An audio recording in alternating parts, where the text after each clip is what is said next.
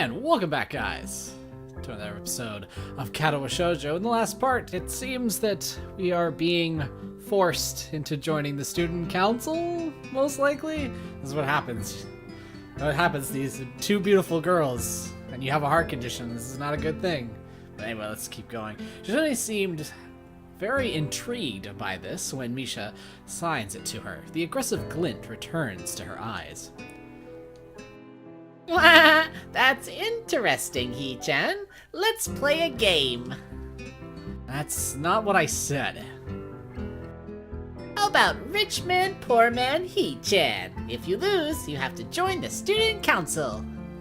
No, absolutely not. Aw, why not? Well, because you two both have the same incentive and therefore the same goal, which is to get me to join the student council, right? Yep. Yeah, that isn't my goal. But what this means is that both of you can team up, and I'll be at a clear disadvantage, so I have to decline. Hee-chan, I'm very offended. Are you saying you don't trust us? That you would pull something so us? That makes me sad. Sorry? It's hard to tell whether Shizune's influence ends and Misha's thoughts begin. In order to atone for hurting a young girl's feelings, you should definitely join the student council. Jesus, they're really pulling it. At least Hisao is sticking to his guns, and he's like, no, you're not roping me in on this. How about a game of paper football instead of rich man, poor man? Paper football? Yeah, it's a game they play in America. You make a paper triangle, and when you try to shoot it past goalposts, and then you try to shoot it past goalposts that the other players make with their fingers. Isn't it cool? It's the ultimate form of competition between two people, Hee-chan. And it's also played by elementary and middle school children. Shi-chan?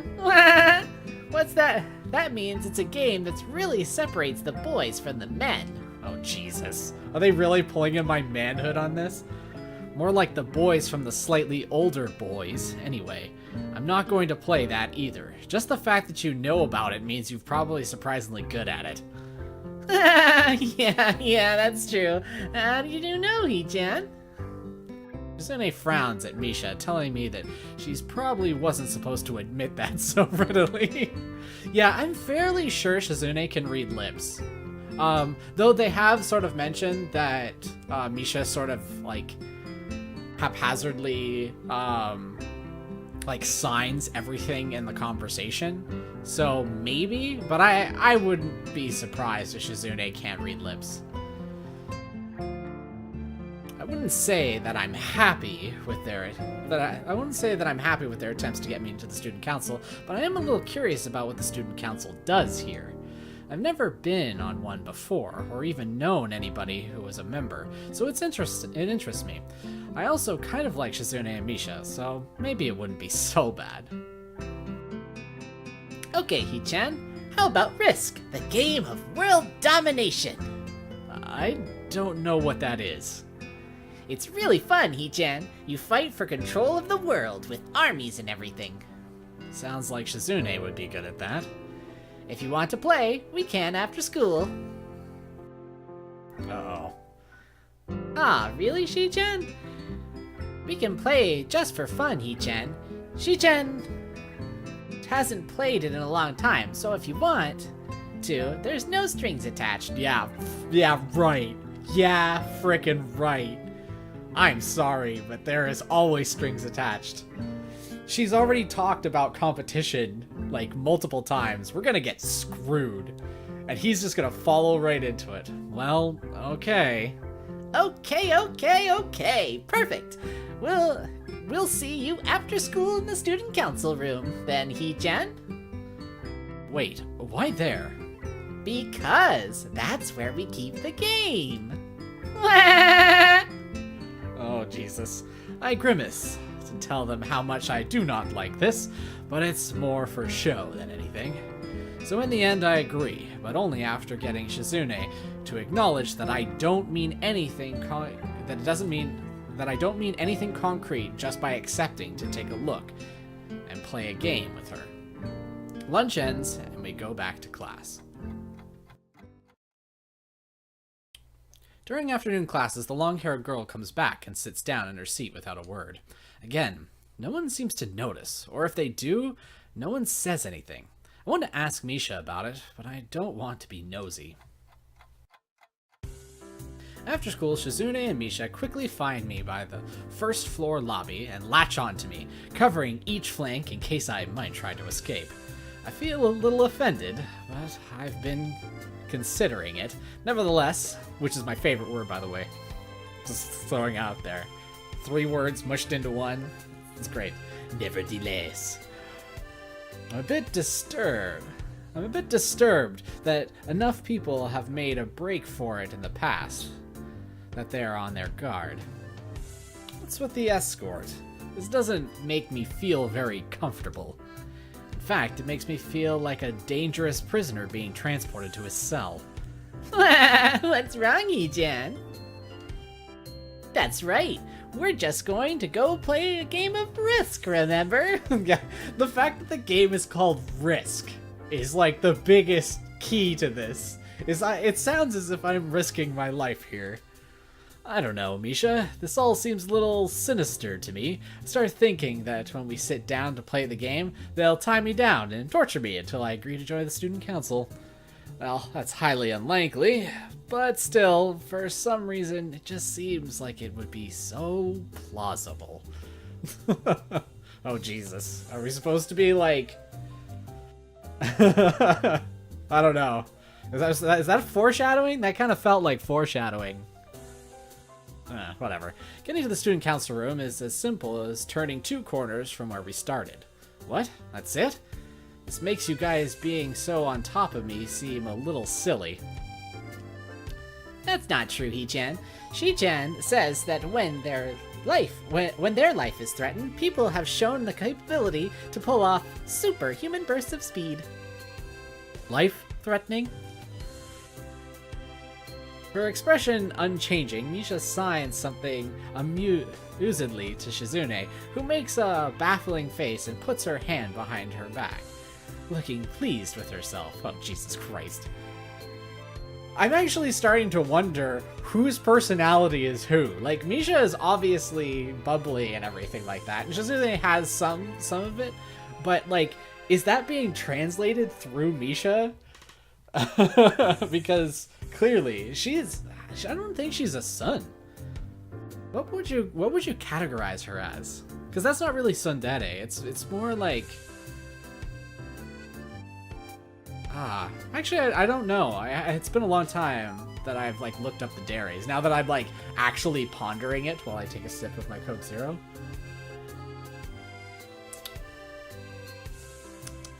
Yeah. You guys may have to tell me down in the comments. I don't know.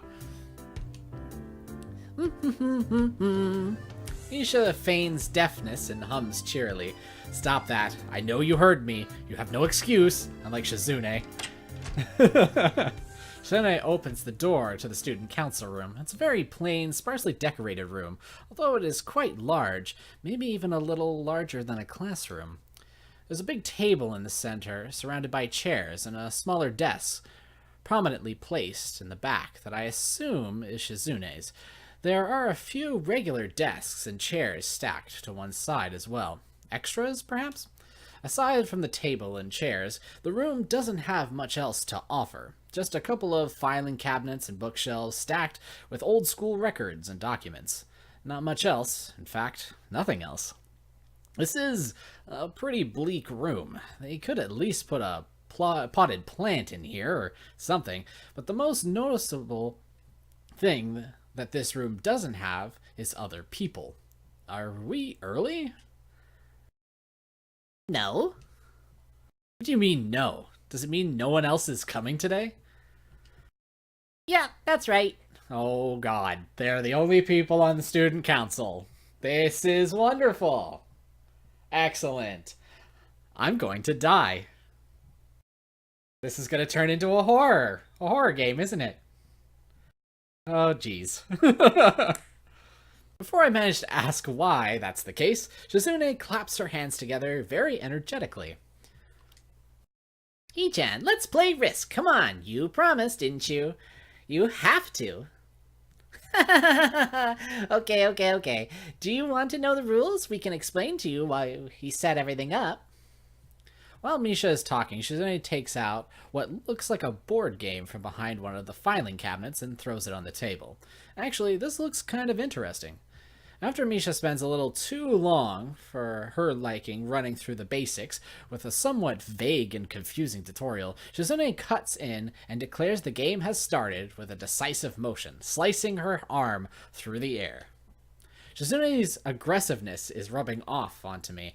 I start feeling more competitive than I intended to be when I agreed to this. Halfway into the game, while I try to ponder how to defend against Shizune's assault from two fronts, she breaks my concentration by drumming her fingers on the table to get my attention. Well, Shi-chan wants you to know that you are taking too long to make a move. Shi-chan also says that she will let you keep Australia if you agree to join the student council. I thought this was a game with no strings attached. Just the fact that she would dangle that over my head as an offer means that she knows I care about the outcome of this game. And anyway, no. Shi-chan admires your fighting spirit and would be a benevolent dictator who will spare your life. Or spare your people, not your life.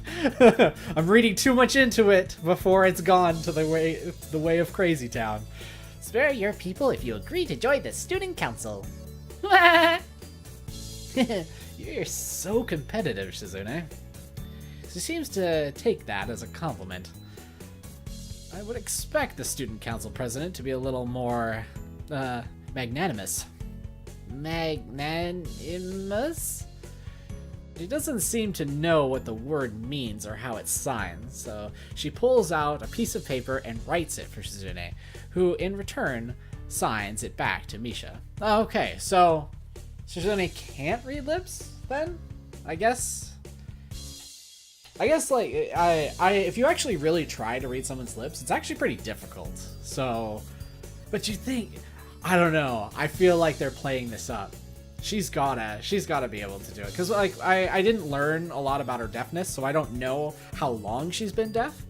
She could have been deaf since she was born, and that type of skill becomes sort of inherent after a certain amount of time. Not saying that all deaf people do, it's just it's something that you sort of adapt to, I guess.